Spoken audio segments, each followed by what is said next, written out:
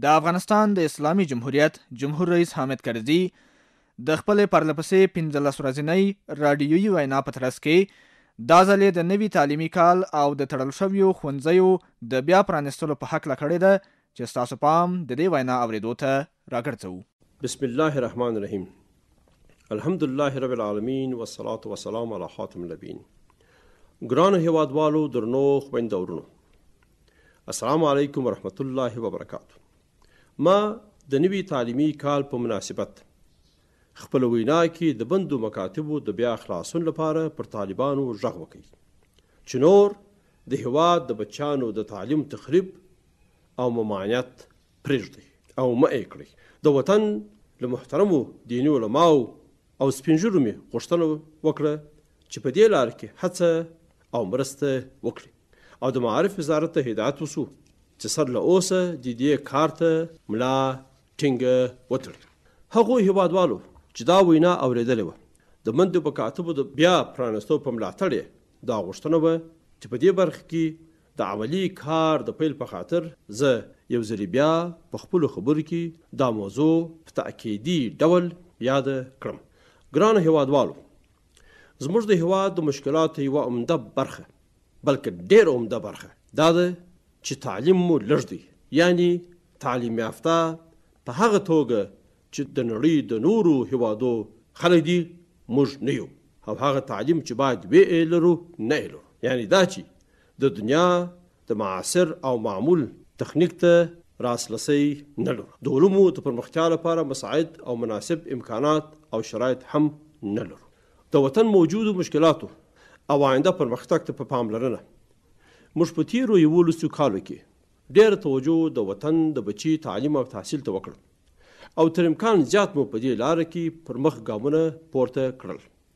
خو د دې ترقۍ تر څنګ په وروستیو څو کلونو کې د هیواد په ځینو سیمو کې د طالب لخوا او یا د طالب له نامه زموږ د بچیانو پر مخ مکاتب وتړل شوه او په دې ډول په زرګونو کوچنیان او تنکي ځوانان مو له مکتب، مدرسې، تعلیم او د سواد له زده کړې محروم شول.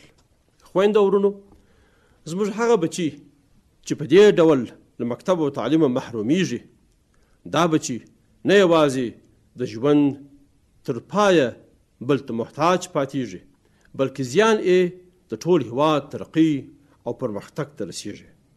کورنۍ خو بیا هغه ورسره برباد او د هیواد زیات شمېر استعدادونه له غوړېدو پرته مړاوي کېږي او له صلاحیتونو یې زموږ جامعه استفاده نسی کولای.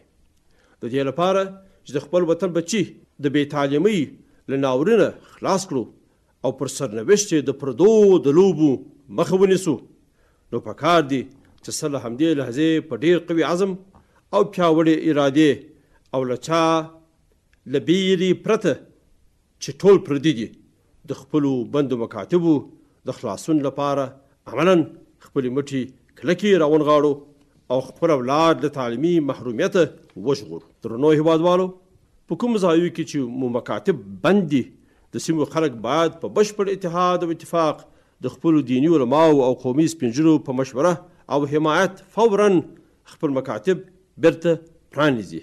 د معارف وزارت او محلي ادارات مکلف دي چې د مکتب د وسایلو او ښوونکو ترتیب درته ونیسي.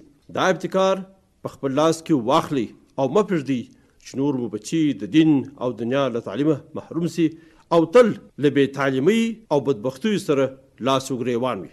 خپل مکاتب وساتئ. د مکاتبو ساتل زموږ وظیفه ده او له مکاتبو د تعلیم استفاده زموږ حق دی، دینی او انساني حق مو دی. هغه کسان چې ستاسې د اولاد آینده په تور تم بدلوي او مکاتبو بندوي، له هغوی سره د دیني علماو، سپینږیرو او مشرانو په وسیله خبرې وکړئ او له دې ناوړه کار یې وګرځوئ او پوه یې کړئ. که چیرې موږ په راسخ عزم د خپلو مکاتبو د بیا خلاصون اراده وکړه، د الله تعالی په مرحمت هیڅوک را سره د مقابلې توان نه لري. هر څو چې د پردو زور هم ورسره وي، دا توان به نه لري. دا ځکه چې موږ د حق پلویان یو او د الهي احکامو مطابق د علم د ترویج لپاره هڅه کوو. الله تعالی د حق او سمې لارې مل دی. هیله لرم چې د سرسن تعالی په احسانت او تاسو ګرانو هیوادوالو په مرسته په دې نوي تعلیمي کال کې د هیواد ټول بند مکاتب د وطن د اولاد پر مخ بیا پرانستل سي او رڼا پر تور تم غلبه وکړي. تر بلې وینا مو په مخه شه، شاد او آباد اوسئ، د یو تعلیم یافته پوه رسېدلي او د ځوانانو د قوت سره سم افغانستان چې خدای تعالی ژر را په برخه کړي.